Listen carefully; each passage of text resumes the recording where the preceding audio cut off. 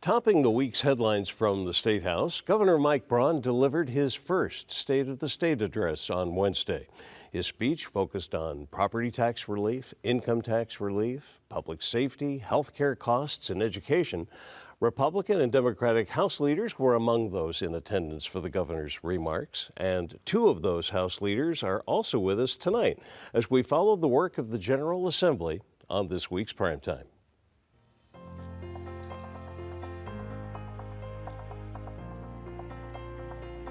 And good evening, I'm Bruce Haines. With us this week are 79th District Republican State Representative and House Majority Floor Leader Matt Lehman and 80th District Democratic State Representative and House Democratic Leader Phil GiaQuinta. And we're glad you're with us as well. You can join the conversation with your questions and comments. Just call the number that you see on the screen. And as we have widened out, we are all here. Representative GiaQuinta, Representative Lehman, Phil and Matt to us. And gentlemen, thanks for being here. Appreciate it. Thanks, Bruce. It's great. So let's see. New year, new legislative session, new state chief executive, new first-time State of the State address. How do you do? Well, first of all, I think it's great to be here, by the way. Fun to be with Matt. It's interesting that we are serving with, we have a governor who we've served with. Which is a little different this year for all of us. So he's a former colleague, and we're glad he was at least former colleague of the House versus the Senate. And so we'll see how it goes. I was talking to someone earlier today about his speech and the delivery. I thought he did a really nice the delivery of the speech.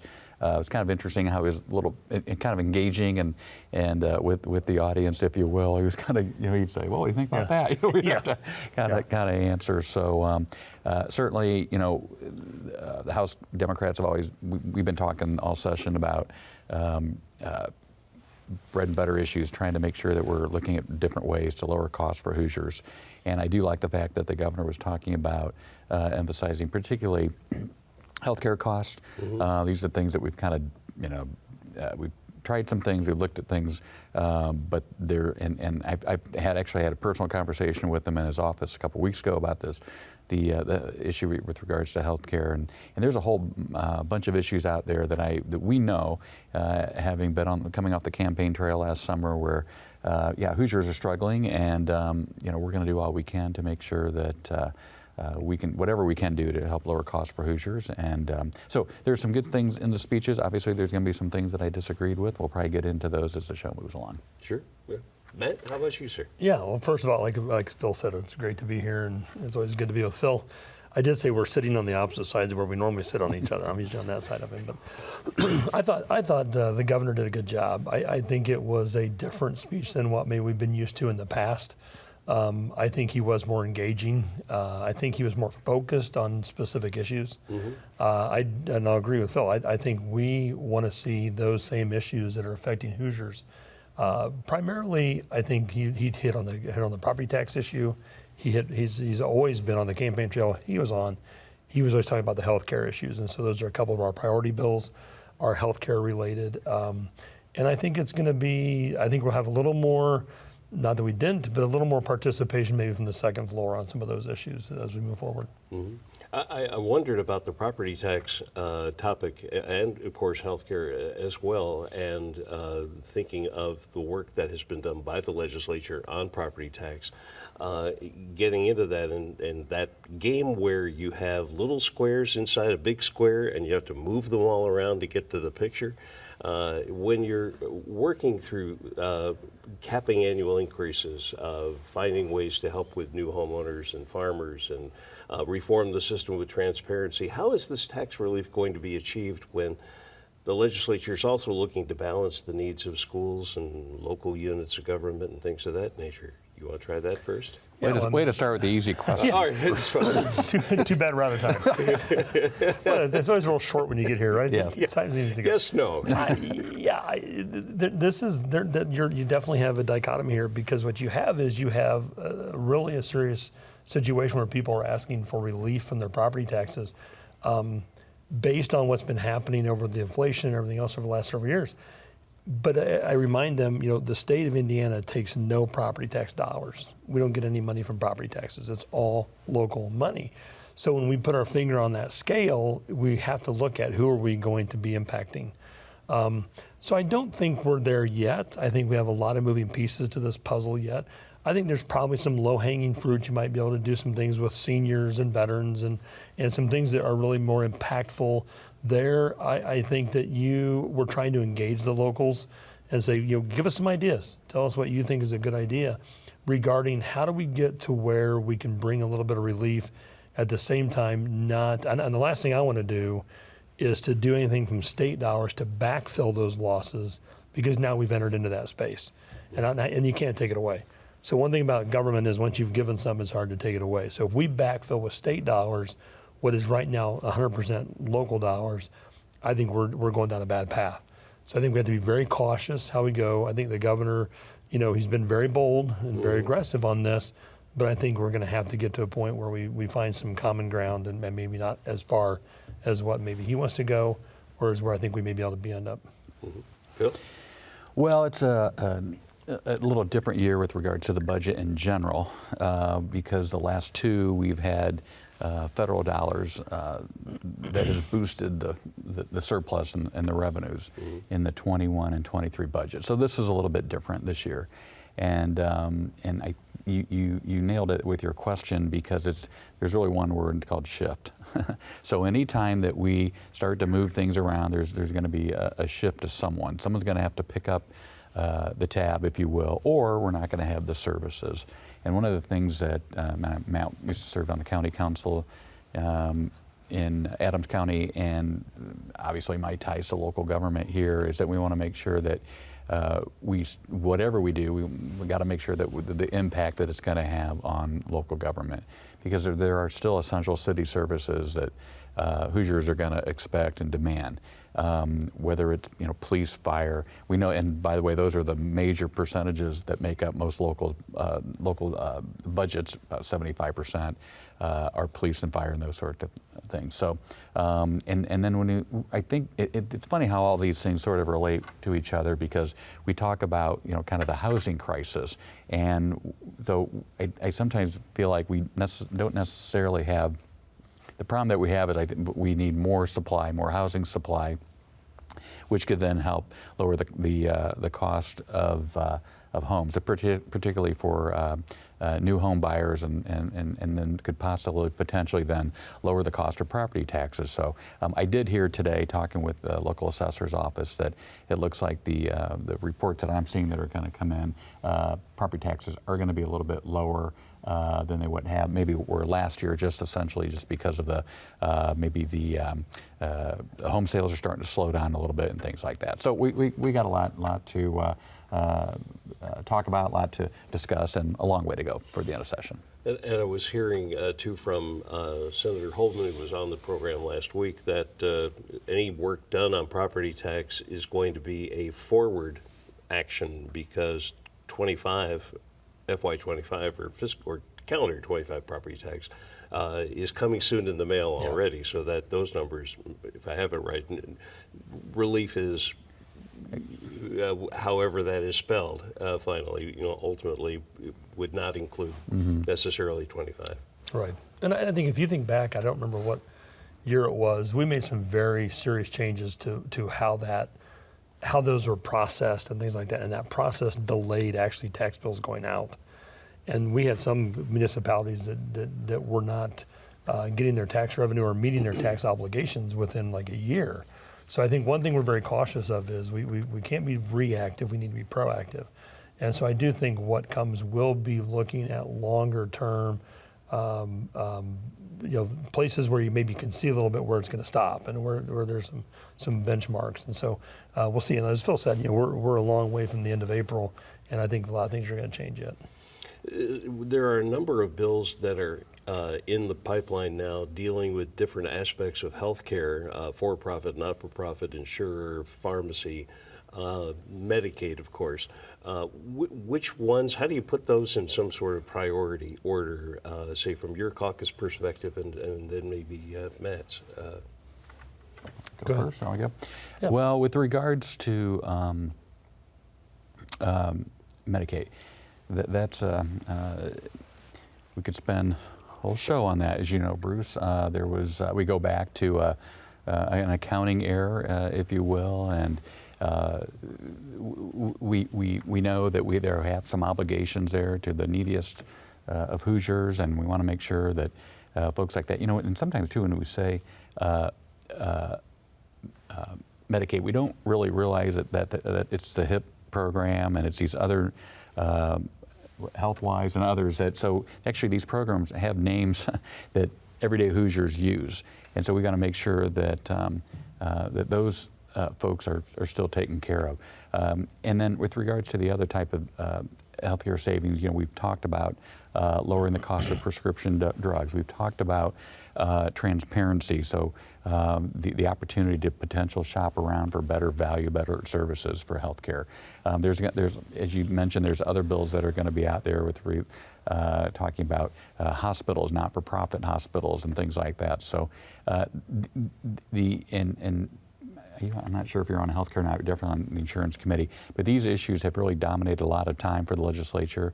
It feels like we've been a little slow. Maybe we're still trying to figure some things out as far as you know, kind of what necessarily impacts you know, healthcare the most. I do know, I think everyone, all the viewers and all Hoosiers, just they want and expect good quality healthcare.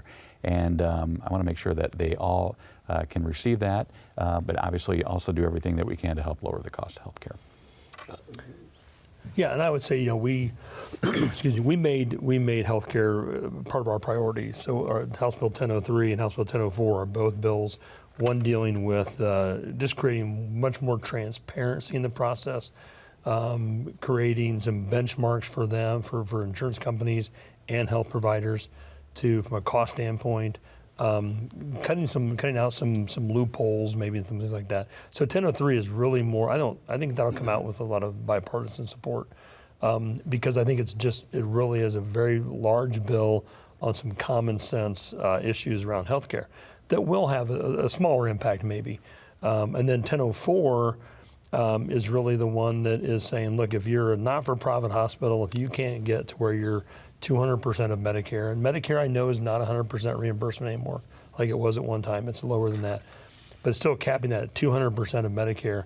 If you can't get to those benchmarks, then you lose your not-for-profit status, because there's a lot of these not-for-profit hospitals, and that are really they're not doing as good as they did a year ago, or 2 years ago, or 3 years ago. But I still think there's some areas they can go. But the other part of that then is, if they get to that point, are the insurance companies pushing that back out to the actual payer, which is the employer or the individual? And so we've got to make sure we're doing that as well. Then you get all the people kind of stuck in the middle. You got these PBMs, the pharmacy benefit managers. So I have new staff this year, and I have a whiteboard in my office, and I drew them the graph of this, and I said, here are hospitals, here are providers, here's the PBMs. And then I basically took my marker and just drew a bunch of lines in 8 million different directions.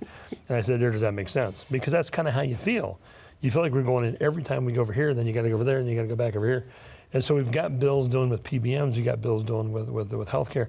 We've got to bring them all together by the end of session that says, what I think people are asking for is more transparency, more reduction in cost, without, as Phil said, without a reduction in services. You're seeing, we don't, part of these bills all have like some safeguards to not have an adverse effect on county-owned or rural hospitals. Because the last thing we want is for a rural hospital to try to have to meet the same criteria that a big five hits, you know, and then they can't, and then suddenly they're gone. And we've got to make sure we have rural health care still, because we still have a lot of rural areas. I represent one of those areas where I'm very committed to making sure our hospital stays independent and strong. It was interesting. Screenshot a picture of that whiteboard and send it to me. I think I've erased that since then. But. Well, and I'm glad you brought that up, because the governor, I believe, did mention that with regards to the other players in the healthcare industry, which are the PBMs and the insurance industry, and with regard, where are the savings? That's come up. We all hear that, especially we see the headlines. They have these negotiations going on between, for example, Parkview and their insurance provider, and they'll came to agreement, great savings, and then we're all kind of going, where are they? So so we know there's more players besides just the hospitals that are involved in this. Yeah. And I do think, Bruce, I do think we have, in the past, and this is nothing against the Holcomb administration, I don't think that was their priority. So you would go there and you'd say, hey, this is what we're thinking of doing, and yeah, okay, that's fine. Yeah, send me something, I'll sign it. And I think now what we have is, we have someone on the second floor who says, this is my priority. This is what I ran on. And so I think Hoosiers are looking at someone who has done it in his own business, sees the need, and I think will be a great partner in this. So I think it's going to be kind of an all hands on deck. And healthcare will be, I think, one of the big focuses when we end the session. And I'm going to add one last thing when we move on to something else, because I was on the show here a couple weeks ago with you, and with regards to the $200 and some odd million that we dedicated to the healthcare, the health of Hoosiers. Basically, what can we do to get these programs out into the counties? All 92 counties are on board right now, and I think that will help just in general, getting folks back in shape and those sorts of things, and quality of life and quality of health for folks too. So that's one thing that we don't, being more proactive instead of what are we doing in reacting to folks' bad health. Okay, sorry. No, that's fine. No, I want to know why you were on the show a couple weeks ago and I was not. That's all I want to know. But anyway, I told Matt the other night I cheated on him. I can't on the show without him. This is always our show, Phil. Yeah, but anyway. I'm going to tell the agent to call me. We'll work out the details. We'll get that figured out. Yeah, we'll get that figured out. But we can keep the spotlight on you for a moment, because in the prioritizing of legislation, of course, 1001 is the budget bill. And then we have 1003 and 4, which we're just now discussing. And then there it is in 1002, an education bill about education deregulation.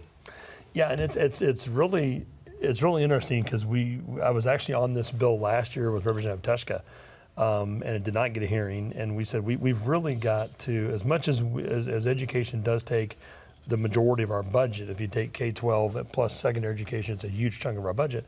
So education has to be the focus, but it also has to be that we're not forcing a lot of these institutions into duplicative reporting and making sure you're checking this box and that box. And there's just a lot of, I think, low-hanging fruit. And what was interesting is Representative Baining, who's been the longtime chair of the Education Committee, when this was being discussed as one of our priorities, he said, well, I'm going to be undoing probably a lot of things I put there. And we said, yeah, you are. And he was on board. And so he's carrying the bill. I think, again, it's bipartisan. I think there's going to be a lot of things that the schools have all come out and said, thank you for some of these things. Again, pieces of the puzzle yet to fill here, and here. But I think when we're done, that will be a good bill for local education to say, hey, you've taken some of the shackles off of some of the burdens we've had for years. And Phil, from looking at the House Democrats' priorities regarding education, not only aspects of life in 1002, but also increasing in teacher salaries, a study to try to understand absenteeism, the idea of teacher salaries increasing. It seems like there is progress to be shared in a somewhat bipartisan spirit, recognizing still, too, that the football field still has lots of yardage in it. Yeah, I mean, again, Governor Governor Braun talked about that in his speech with regards to increasing teacher pay, and he mentioned that he was on former school board member, so he understands that what schools in general have been going through. So we're obviously going to do all that we can to push more funding for education, public education. One of our top things that we've been talking about for the last couple sessions, probably even longer, is pre-K. We've seen great success with the pre-K program. Unfortunately, we don't feel it's as robust as it should be. In other words, it's in counties, but they're talking about rural areas. Some of the rural counties still have tough time accessing a real quality pre-K program, pre-K school. So anything that we can do there to strengthen pre-K, we'll do that, because we've seen the benefits of it. Both of you have been not only participants on these various committees, but you've also been authors, co-authors, sponsors of pieces of legislation that are going through the mechanism this session and in the coming weeks. Matt, let me just ask you to pick a couple that you're connected with. What kind of bills are you happy to have put your signature to? Well, I tell people, we come from a background of we bring our expertise to the General Assembly, and I, as with an insurance background, I've got several insurance bills. None of them that are going to attract a lot of attention. And I asked someone from the media one time, I said, "You never write anything about my bills," and she says, "Because it's insurance, and nobody would read the story," and it's probably true. But there's a couple things. One is we've had issues in the past. You're seeing a growing trend in what's called earned wage access, and so that was a bill I actually had drafted, and then I passed it off to Representative Teschka. I'm on the bill with him. It's a space right now that's it's growing rapidly, of people saying, "I want to access my paycheck before my payday." Not always the best financial stability thing, but it's better than going out and getting a payday loan. These don't have interest. They're just a small fee to process. So I think we're going to put some good parameters around that. So that's one I hope we can get across the finish line, and I'm looking forward to see where we go on that. I also noticed as well, maybe 30 seconds on the Watershed Development Commission. So all of a sudden, water legislation is, or I shouldn't say all of a sudden, but it seems that it is getting more coverage now of the limited asset that it is. Well, and I think that bill, I think it's Representative Haines that has that bill. I think it has to do with making sure that when we have these watersheds, Maumee, and mine's more of the Wabash watershed, is that these are not being impacted by other parts of the state.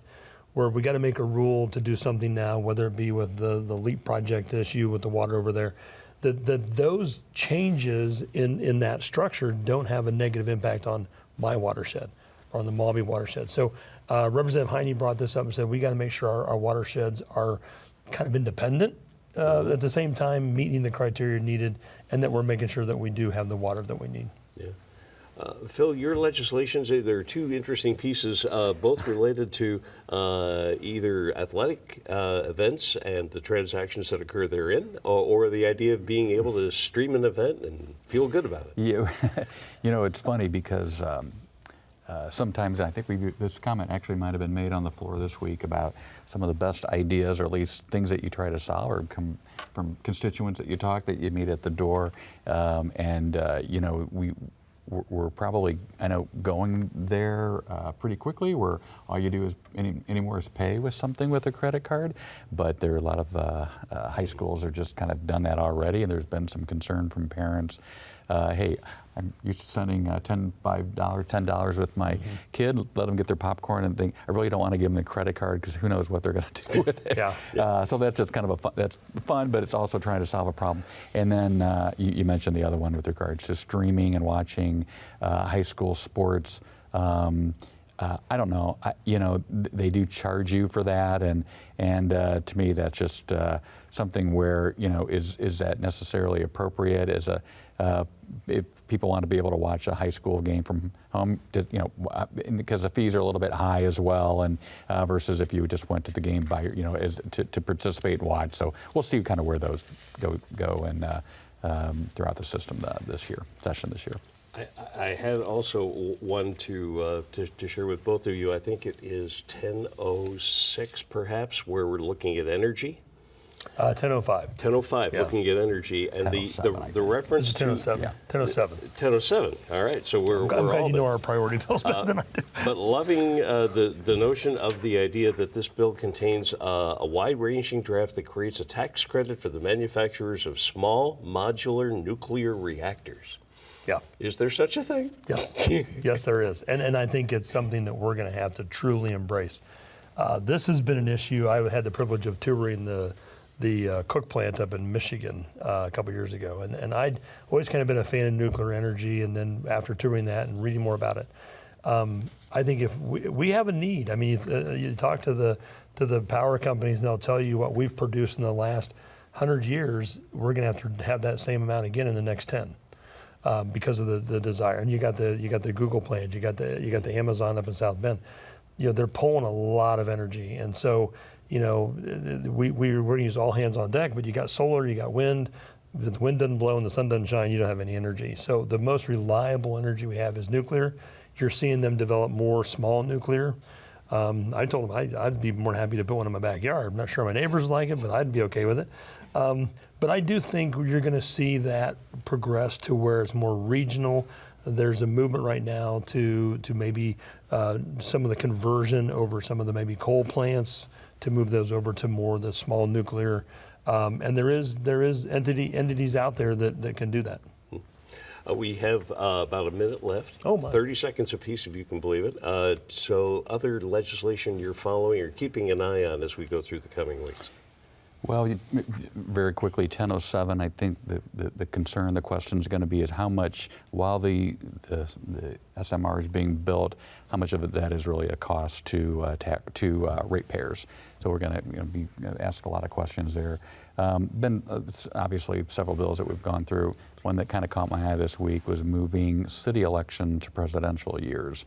I believe those got out of the committee. I'm going to take a look and hear what they have to say in committee. I haven't seen the meeting, but that'll be something I'm sure will be hotly discussed. Yeah, that will be. Interesting. Matt, how about you, sir? I think we're just going to stay focused on some of our priorities. We'll see. It's tightening up, but I cannot leave tonight without saying boiler up. I think that starts here in a few minutes. So that was kind of a shot at Phil. On another network. No. And we'll follow the political bouncing ball here. For Representative Matt Leo and Representative Phil GiaQuinta, I'm Bruce Haines, and for all of us with Primetime, thanks for watching. We'll see you next week. Good night.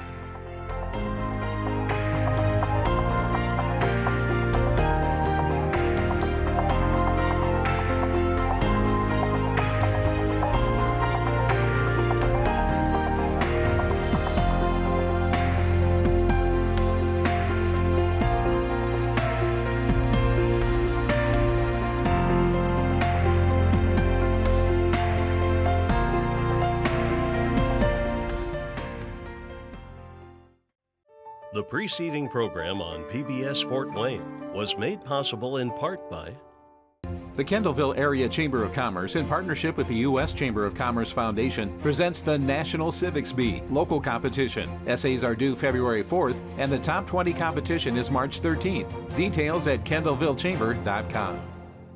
The Rogers Company has been conducting business in Northeast Indiana since 1944 as Rogers Markets and now as the Rogers Company with commercial property and real estate development. Pleased to support local not-for-profits and PBS Fort Wayne. The Regional Chamber of Northeast Indiana advocates for world-class infrastructure, a competitive business climate, 21st century talent, and rural investment. One region, one voice. NEINadvocates.com.